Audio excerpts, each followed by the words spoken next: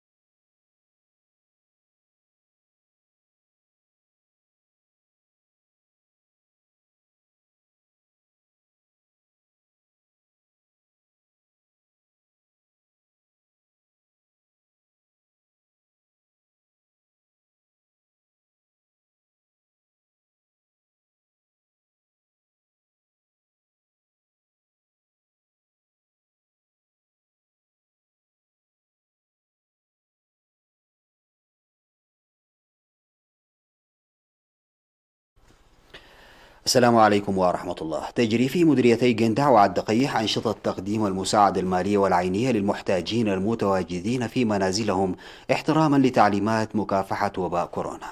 ووزعت إدارة مديرية قندع 84,540 نقفة و110 كنتالات من الذرة جمعته من التجار والمرافق الخدمية بتشكيل لجنة وزعته إلى 557 محتاجا، وقدمت مواد نظافة بقيمة 15,000 نقفة لمستشفى قندع. كما قدم مبلغ 13,000 نقفة مستخرج من الأفراد ل21 محتاجا في إنبات كلة. وفي قحتيلاي تم تقديم 10,000 نقفة من التجار و30,000 نقفة من عمال بناء سد قحتيلاي ل86 أسرة على شكل مواد استهلاكية. وقدمت أسرة في مدينة قندع 12,000 نقفة ل24 أسرة، وتوزيع الذرة والمال المستخرج من الأفراد بطريقة مماثلة. ووزع صاحب شاحن السهريج مياه سيد اسمروم قرزقهير الماء مجانا لمدة أسبوعين. على الصعيد نفسه تم تقديم مساعدات ل 336 أسرة في مدينة عالدقيح بمواد استهلاكية تقدر بأكثر من 56,000 نقفة.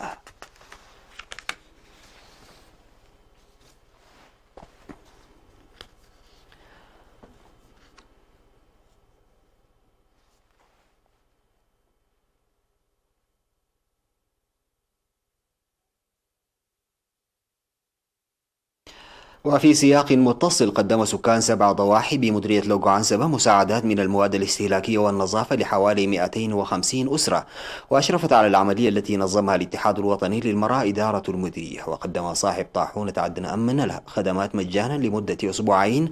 وتبرعت أسرة من عد حنس ب30,000 نقفة لصندوق مكافحة كورونا.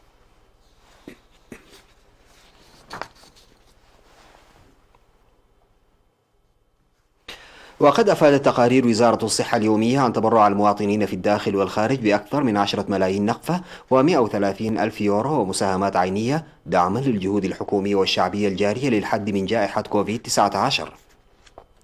ووفق ذلك التقرير تبرع موظفو وزارة المواصلات والاتصالات براتبهم الشهري، أي ما يعادل 4,834,243 نقفة. وموظفو مؤسسة المواشي والغلال ب2,501,200 نقفة. وأعضاء الاتحاد الوطني للمرأة الإرثرية الدائمين 400,000 نقفة. والجمعية التعاونية لموظفي القطار 10,000 نقفة. وإدارة ضاحية درعا 24,850 نقفة.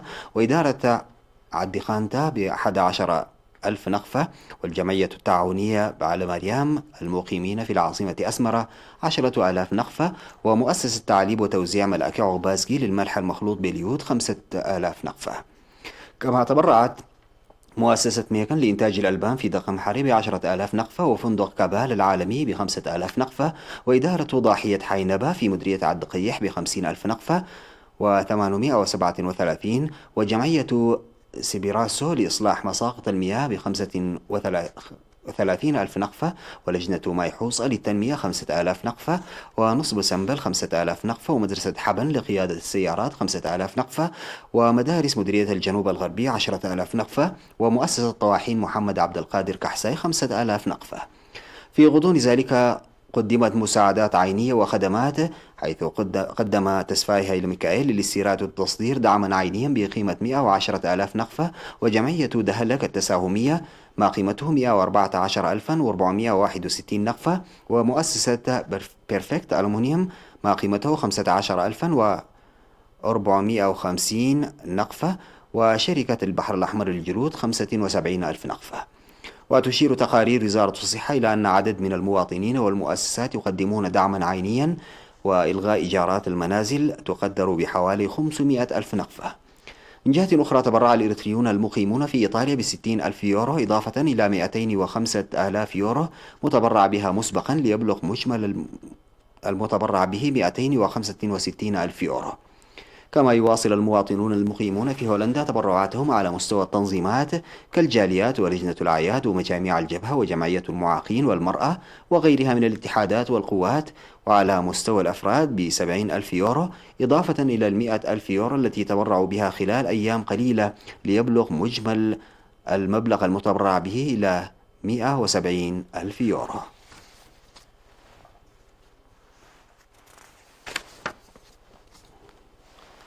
يقوم سكان منطقة عبد طال مبالاخة في مديرية صنعفي بإصلاح مساقط المياه لإسراء المياه الجوفية مدعومين بالآليات. وأوضح المهنيون المشرفون على العمل أن الهدف الرئيسي من المهام الجارية هو استقرار البيئة وإثراء مصادر مياه لمركز الشتول. وأشار المشاركون إلى أنهم وجدوا تشجيعا قويا من العمل المماثل خلال الأعوام الماضية. وتقع عد طال مبالاخة في ضاحية عد باقع من الجهة الجنوب الشرقية من مدينة صنعفة.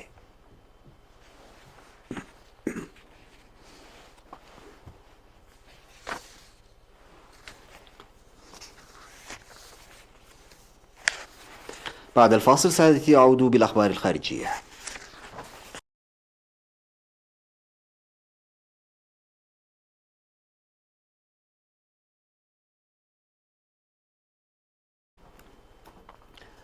أفادت وكالة الأنباء الرسمية السورية سانا بأن الدفاعات الجوية السورية تصدت لغارات جوية إسرائيلية استهدفت مواقع في محيط دمشق من دون أن تحدد طبيعة تلك المواقع.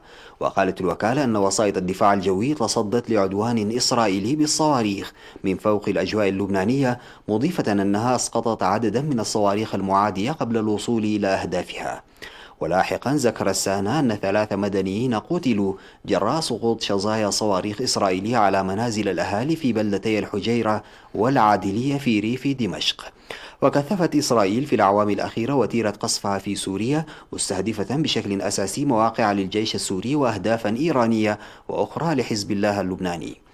وتكرر إسرائيل أنها ستواصل تصديها لما تصفه بمحاولات إيران الرامية إلى ترسيخ وجودها العسكري في سوريا وإرسال أسلحة متطورة إلى حزب الله.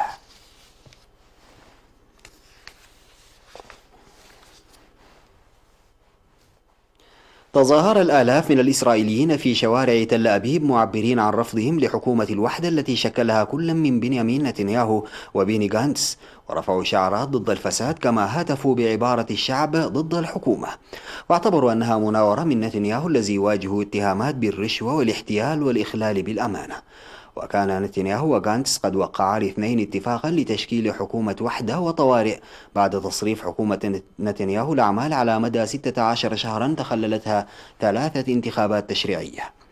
وسيتولى نتنياهو المتهم بقضايا فساد والذي أرجئت محاكمته بسبب أزمة كوفيد-19 سيتولى رئاسة الوزراء خلال الأشهر 18 الأولى من عهد الحكومة، لتنتقل بعدها رئاسة الحكومة إلى غانتس خلال الأشهر 18 المتبقية.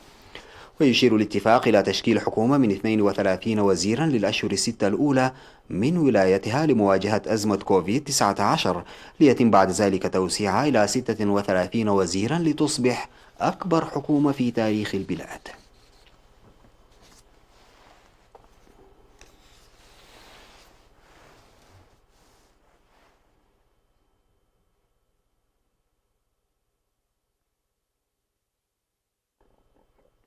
بلغ الإنفاق العسكري العالمي عام 2019 أعلى مستوياته منذ نهاية الحرب الباردة، وحلت الولايات المتحدة في المقدمة بهذا المجال، على ما أفاد تقرير لمعهد ستوكهولم الدولي لأبحاث السلام.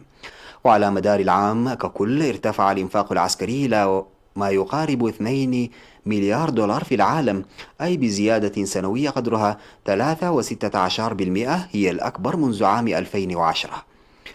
وتبقى الميزانية التي خصصتها الولايات المتحدة الأولى في هذا المجال، وقد زادت بنسبة 5.13% عام 2019 إلى 732 مليار دولار، أي 38% من الإنفاق العالمي.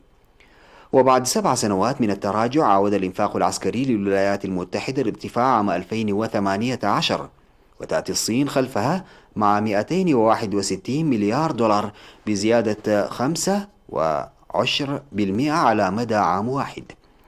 وكان الإنفاق العسكري للصين خلال السنوات ال25 الماضية قد جاء متوازيا مع منحنى النمو الاقتصادي للبلاد، وتعكس الاستثمارات رغبة الصين في جيش من الطراز العالمي.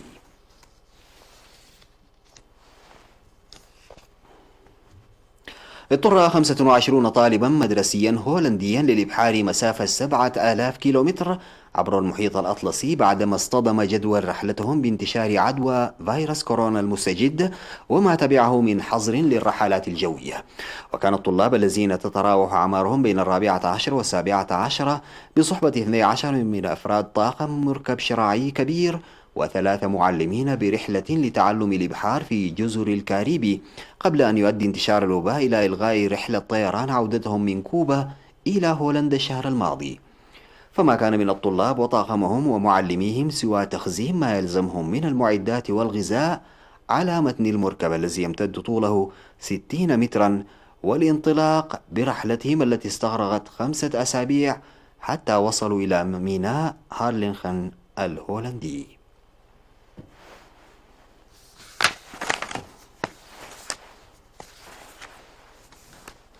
انتهت نشرة أخبار المساء، قدمتها لحضراتكم من الفضائية الإريترية. شكرا لمتابعتكم، والسلام عليكم ورحمة الله تعالى وبركاته.